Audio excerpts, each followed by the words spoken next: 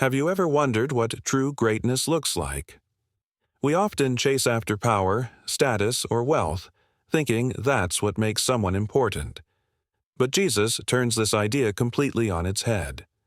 One day, his disciples came to him with a question that has probably crossed our minds too. Who is the greatest in the kingdom of heaven? Jesus' answer was simple, yet so profound. He didn't point to a powerful leader or a wealthy merchant. Instead, he called over a small child, placed him in the middle of them all, and said, "I assure you that unless you change and become like children, you will never enter the kingdom of heaven." Imagine that.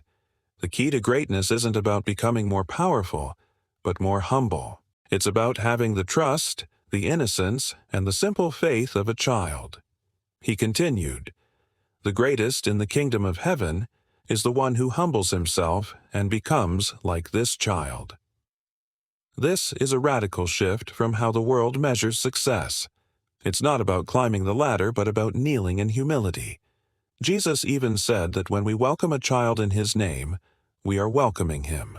He then gives a stern warning about causing these little ones, those who are vulnerable in their faith, to stumble. The consequences are severe. He says it would be better to have a giant millstone tied around your neck and be thrown into the sea than to cause someone to lose their faith. This shows just how precious each person's faith is to God. Jesus uses strong symbolic language to drive this point home. If your hand or your foot makes you lose your faith, cut it off and throw it away. He's not speaking literally, of course. He is using a powerful metaphor to say we must be radical in removing anything from our lives that pulls us away from God. Whatever sin, habit, or influence is a stumbling block, we must deal with it decisively. It's better to enter eternal life having made those sacrifices than to cling to things that lead to destruction. To show how much God values every single person, Jesus tells the beautiful parable of the lost sheep. A shepherd has 100 sheep, and just one wanders off. What does he do? He leaves the 99 safe on the hillside to go search for that one lost sheep. And when he finds it, his joy over that one is greater than his joy over the 99 that never strayed. That's how our Father in heaven feels about us. He doesn't want a single one of us to be lost. You are that precious to him. If you ever feel lost or alone, remember that the Good Shepherd is actively searching for you. So what happens when someone in our community, a brother or sister, does something wrong? Jesus gives us a clear, step-by-step guide for reconciliation. First, go to them privately. The goal isn't to shame them, but to win them back. If they listen, you've restored a relationship. If not, you take one or two others as witnesses. This isn't about ganging up on them, but about confirming the truth in love.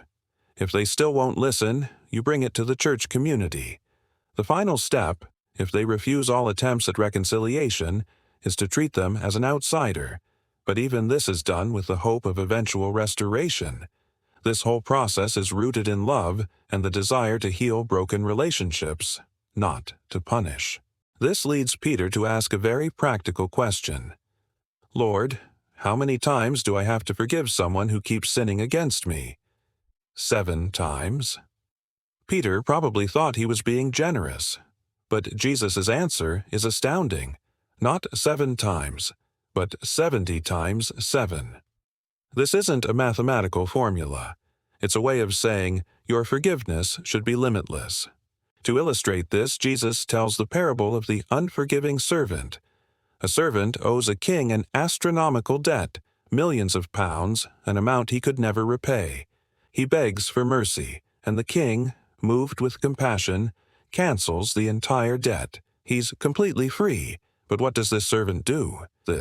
He immediately goes out, finds a fellow servant who owes him a few pounds, a tiny fraction of what he was forgiven, and grabs him by the throat, demanding repayment. When his fellow servant begs for patience, he refuses and has him thrown in jail. When the king hears about this, he is furious. He calls the servant back and says, "You worthless slave! I forgave you that massive debt just because you asked. Shouldn't you have had mercy on your fellow servant, just as I had mercy on you?" The king then hands him over to be punished until he can pay back everything he owed. Jesus concludes with a powerful and sobering statement. "That is how my Father in heaven will treat every one of you unless you forgive your brother from your heart."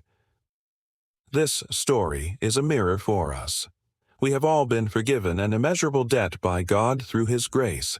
How can we, then, refuse to forgive the much smaller debts others owe us? True greatness, childlike faith, and a place in God's kingdom are all tied to our willingness to humble ourselves and extend the same limitless forgiveness to others that we have so freely received.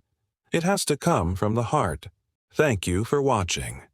If this message resonated with you, please like, share, and subscribe for more content that dives deep into the heart of these timeless teachings. See you in the next video.